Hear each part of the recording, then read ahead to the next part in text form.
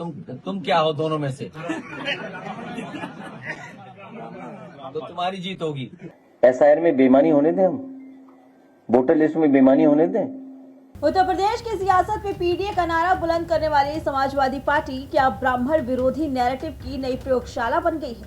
क्या समाजवादी पार्टी के लिए ब्राह्मण सिर्फ वोट बैंक है या फिर नफरत का नया टारगेट? राजकुमार भाटी का वो बयान जिसने उत्तर प्रदेश की रगों में दौड़ते सियासी खून को खौला दिया है। एक तरफ अखिलेश यादव पीडीए का ढोंग रचते हैं और दूसरी तरफ उन्हीं के सिपसलार सवर्णों के खिलाफ जहर उगलते हैं। क्या ये महज एक इत्तेफाक है या 2027 की सत्ता पाने के लिए बुना गया कोई खौफनाक नैरेटिव? आज हम उस चेहरे से नकाब उतारेंगे जो कहता तो खुद को समाजवादी है, लेकिन इसकी सोच 90 के दशक की लाठी तंत्र वाली कुंठा में कैद है। ये जो आप देख रहे हैं, ये सिर्फ एक नेता की फिसली हुई जुबान नहीं है। ये वो सोच है जो उत्तर प्रदेश को जातियों के अखाड़े में ढकेलना चाहती है। राजकुमार भाटी नाम तो सुना होगा, पिछले कुछ दिनों से सुर्खियां बटोर रहे हैं, लेकिन काम ऐसा कि पूरे प्रदेश का ब्राह्मण समाज आज सड़कों पर उतरने को मजबूर है। उन्होंने कहा ये सुना दिया करो कि ब्राह्मण भला न वैश्य इनमें भला न कोई, और कोई वैश्य तो भली ब्राह्मण भला। सवाल ये है कि क्या भाटी अकेले हैं? बिल्कुल नहीं। याद कीजिए स्वामी प्रसाद मौर्य को, जिन्होंने रामचरितमानस को चलाया। यानी 10 साल के ब्राह्मण 100 साल के क्षत्रिय में पिता पुत्र का संबंध है, जिसमें 10 साल का ब्राह्मण 100 साल के क्षत्रिय का पिता है। याद कीजिए खुद अखिलेश यादव को, जो कैमरे के सामने पत्रकारों से उनकी जाति पूछते हैं। देखिए ऐसा है, तुम क्या हो दोनों में से? तो तुम्हारी जीत होगी।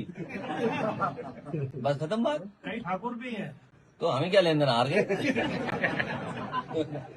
अच्छा, आप ब्राह्मण हैं, चलिए कोई बात नहीं।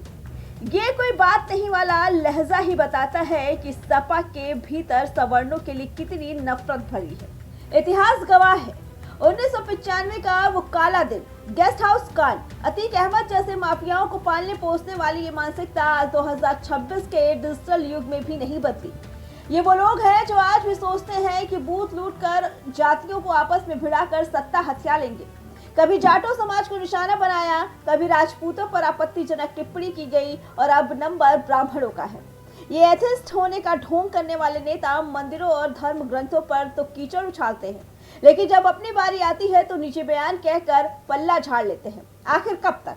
राजकुमार भाटी समाजवादी पार्टी के नेता होने से पहले पत्रकार हुआ करते थे, पढ़ी लिखी बातें किया करते थे, लेकिन समाजवादी पार्टी में आने के बाद से समाज में जाति का जहर घोलने की ये जिम्मेदारी सपा मुखिया अखिलेश यादव जी ने दी है। और इसीलिए आप देखिए कि लगातार समाजवादी पार्टी के नेता एक के बाद एक लगातार गाली गलौज की भाषा का इस्तेमाल कर रहे हैं, जातियों को आपस में लड़ाने की चेष्टा कर रहे हैं। ये उत्तर प्रदेश के विधानसभा चुनाव को देखते हुए सांप्रदायिक सद्भाव बिगाड़ना चाहते हैं, जातीय दंगे कराना चाहते हैं, और इसीलिए जानबूझ करके इस तरह की जहरीली बातें कर रहे हैं।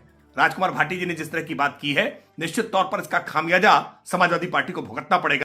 नमस्कार साथियों, मेरे 12 मिनट के एक भाषण से 7 सेकंड की क्लिप काटकर मेरे खिलाफ एक दुष्प्रचार किया जा रहा है कि मैंने ब्राह्मणों के बारे में अपशब्द बोले हैं।